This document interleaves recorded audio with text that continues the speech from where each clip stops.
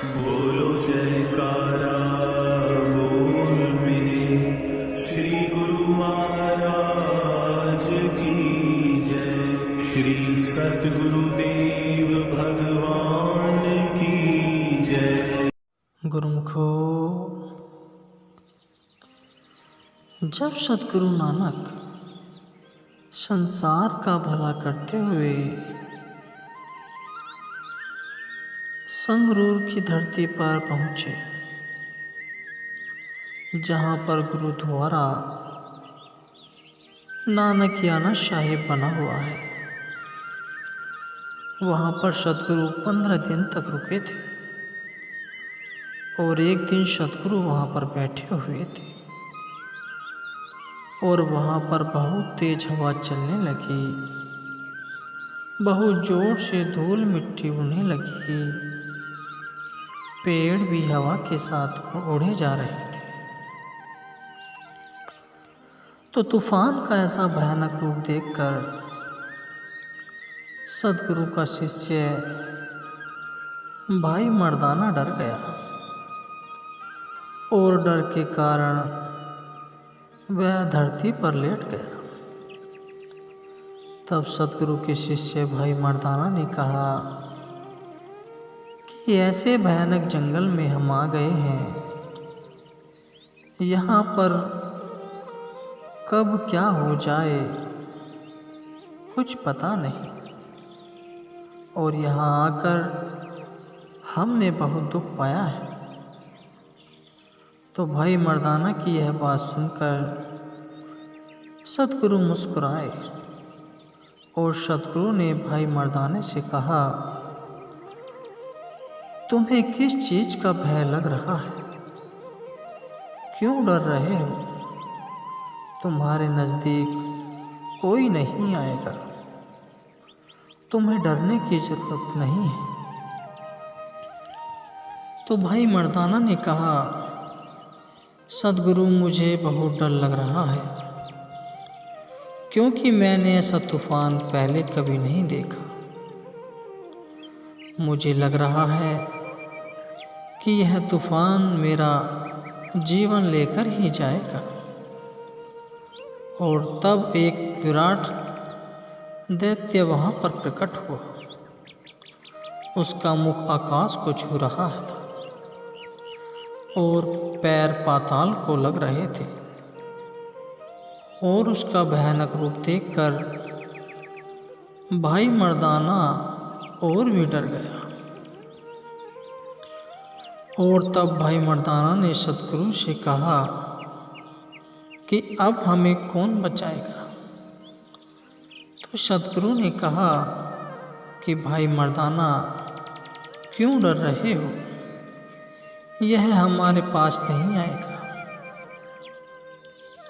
सतगुरु भाई मर्दाना से कहने लगे कि वाहेगुरु का नाम लो और मन में धीरज रखो, क्योंकि कलयुग ने अग्नि रूप धारण किया है, इसलिए सभी तरफ धूल मिट्टी उड़ रही है, भारी तूफान आया है। और तब भाई मर्दाना मुँह पर कपड़ा लेकर जमीन पर लेटे रहे और कलयुग ने अपना खूब प्रकोप दिखाया। ऐसे भयानक तूफान के कारण सभी तरफ अंधेरा छा गया था, बिजली चमक रही थी, सभी लोग डर गए थे, लेकिन सतगुरु वहाँ पर विराजमान रहे। और कलयुग ने उस समय देखा कि यही प्रभु अवतार है, तो वह अपने देह रूप में आया और उसने एक हाथ में अपनी जीवा धारण की हुई थी और दूसरे हाथ में शस्त्र पकड़े हुए थे और गुरु जी के सामने प्रकट हुआ।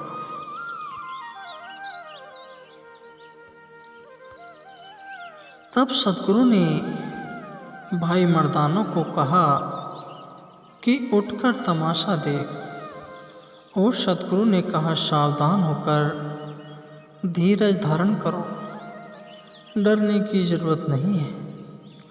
कलयुग ने आकर सतगुरु की वंदना की और अपने अपराध को विचार कर बोला कि मैंने जो गलती की है उसके लिए मुझे बख्श दे।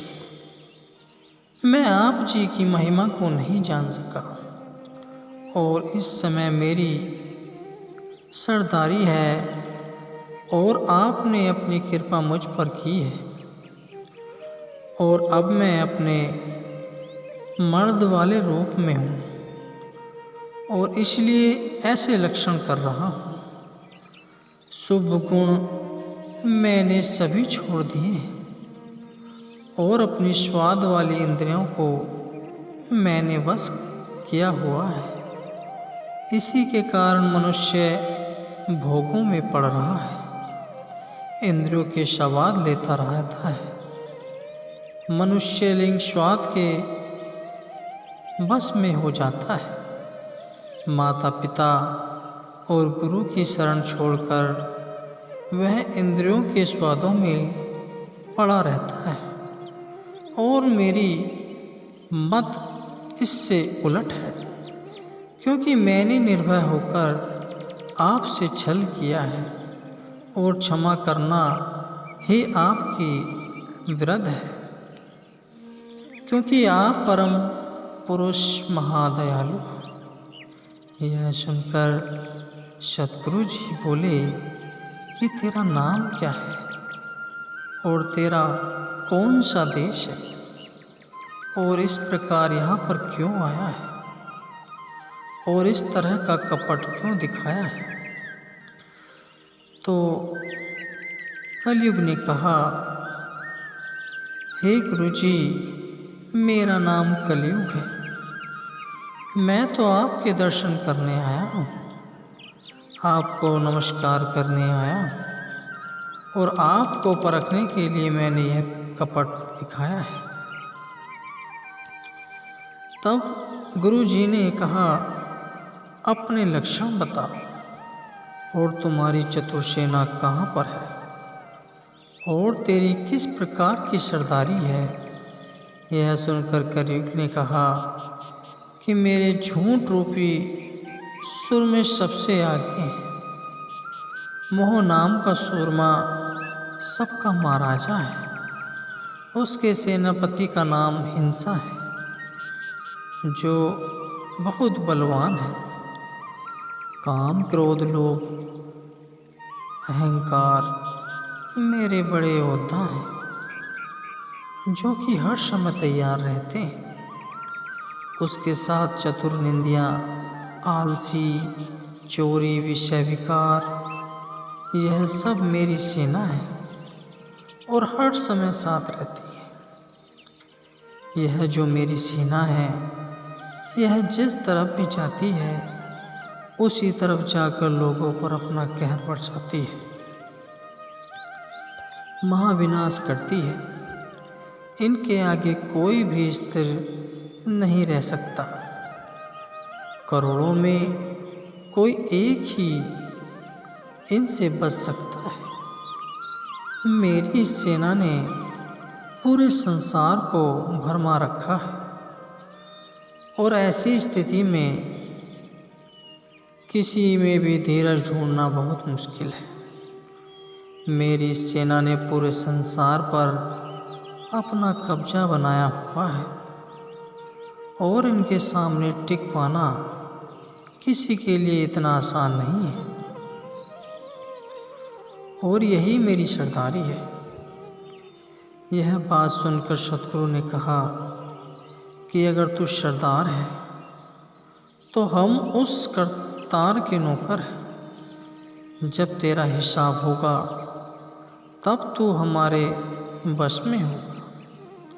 यह सुनकर कलयुग ने सतगुरु की वंदना की और दीन होकर बोला, इसलिए मैं आपके पास आया हूँ, क्योंकि आप प्रभु अवतार हो और आपने करतार का नाम इस संसार में चलाया है और आप खुद उस करतार का रूप हो।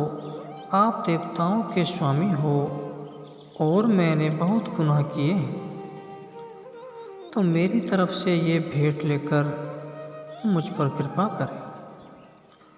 सोने के महल, यहाँ पर हीरे और मोतियों के रत्न जड़े हुए हैं और वहाँ पर भिन्न भिन्न तरह की सुगंधी आ रही है। कस्तूरी और चंदन का छिड़काव पल पल हो रहा है और चंदन की लपाई हुई है। वहाँ बैठते ही मन प्रसन्न हो जाता है। इस तरह का सुंदर घर है। आप सभी मेरे साथ मेरे उन महलों पर चले और अगर आप हुक्म दे तो मैं उनको यहाँ पर ले आता हूँ। हे गुरुजी, मेरी यह भेंट स्वीकार करें। यह सुनकर सतगुरु ने वाणी का उच्चारण किया। एक ओंकार सतगुरु प्रसाद राग श्री राग मोहल्ला पहला घर पहला।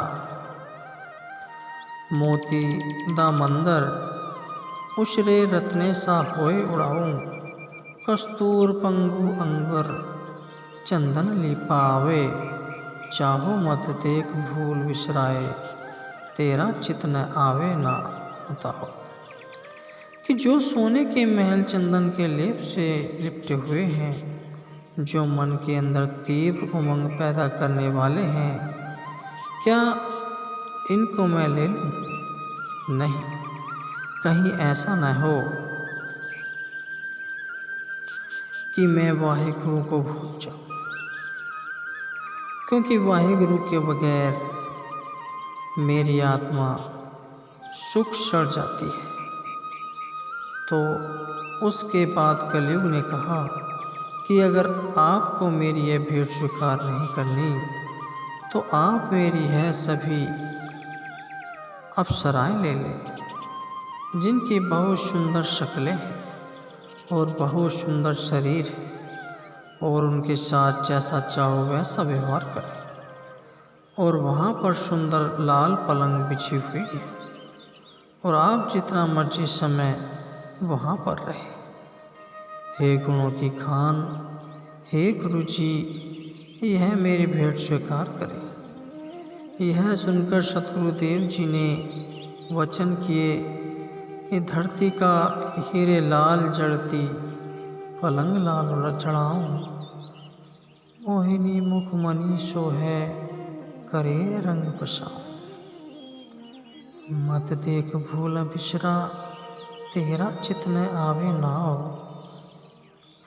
जिसका अर्थ है कि फर्श हीरे और जवाहरातों से जड़ा हुआ और अपनी तरफ आकर्षित करने वाली हूर परी मुझे अपनी तरफ आकर्षित करे।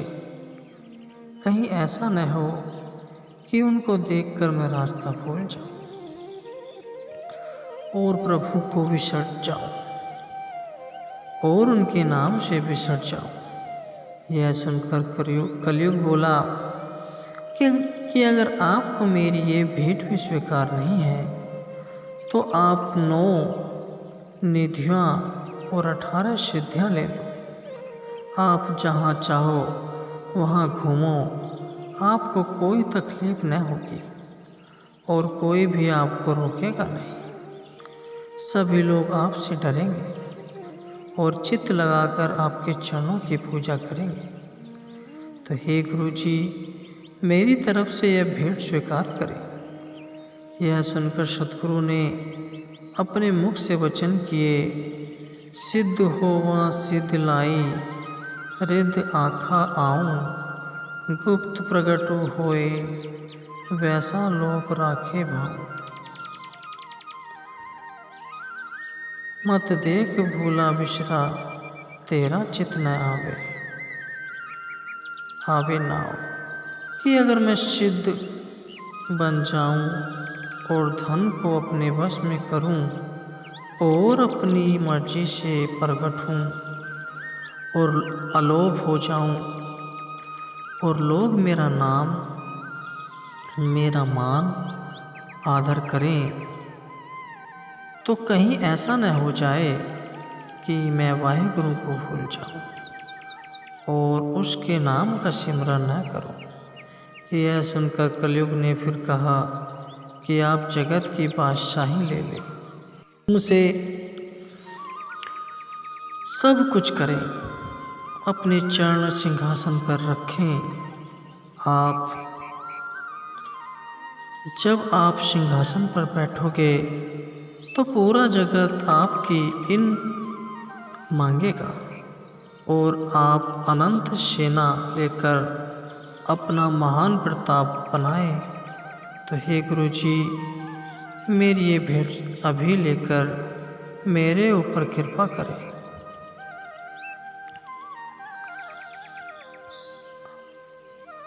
अगर मैं बड़ा राजा बन जाऊं, बड़ी सेना इकट्ठी कर लूं और राज सिंहासन पर अपना पैर टिका दूं और तख्त पर बैठकर हुक्म जारी करूं, तो हे नानक, यह सब एक हवा के झरोखे जैसा निकल जाने वाला है।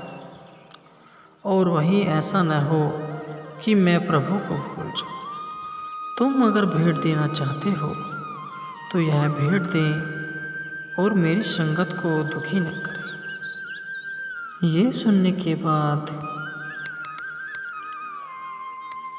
कलयुग दीन होकर बोला, हे गुरु जी, आप निपुण हो और आपने मेरे समय में अवतार लिया है और मनुष्यता का भला आप कर रहे हो।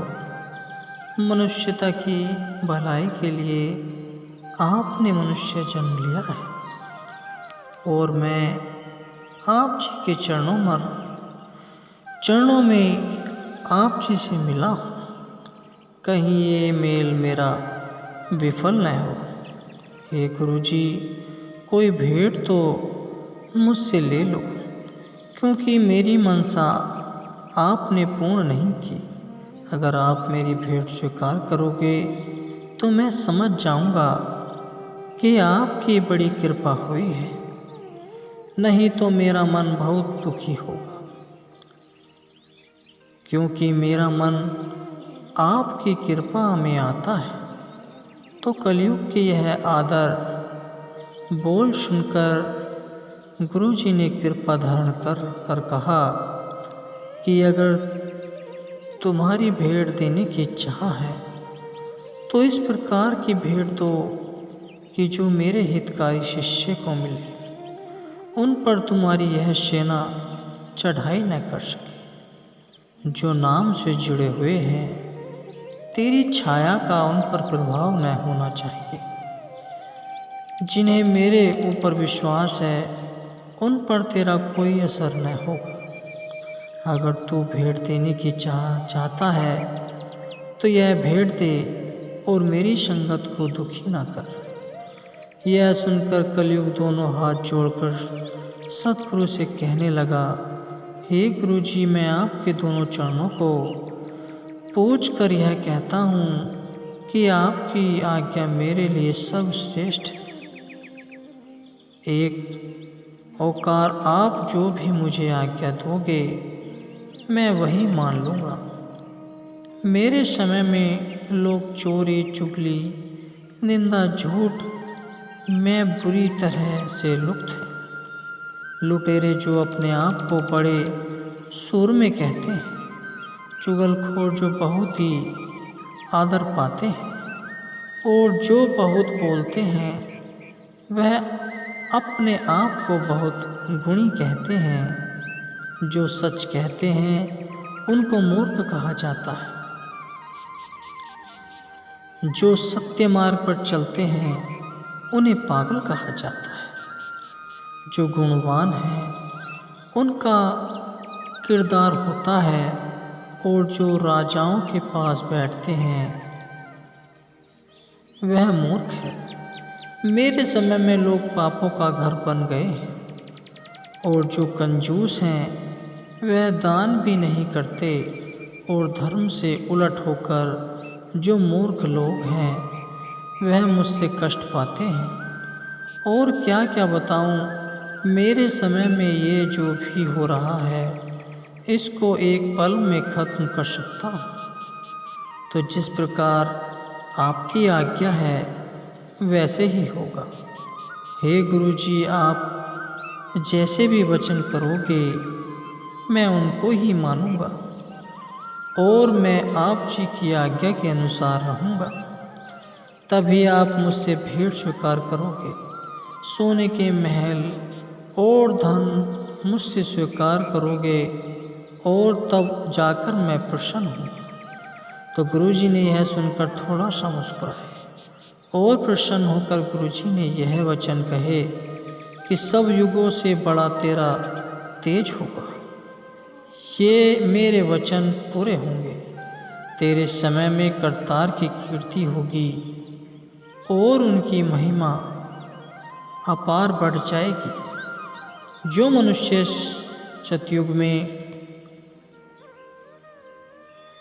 1,00,000 साल जीवित रहता था, वही मनुष्य त्रेता युग में 10,000 साल रहता था, और द्वापर में जो मनुष्य 1,000 साल जीते थे, वही कलयुग में थोड़े समय में मनुष्य सभी सुख हासिल कर लेगा।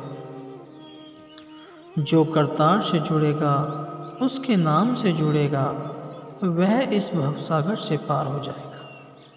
और सतगुरु ने कलयुग से कहा कि अगर तुम मुझे सोने से बने हुए मंदिर देना चाहता है तो जब मैं चौथे जामे में आऊँगा तब मैं माया सहित वह सोने से बना हुआ मंदिर ले लूँगा। यह सुनकर कलयुग बहुत खुश हुआ और सतगुरु की वंदना कर कर बोला कि आप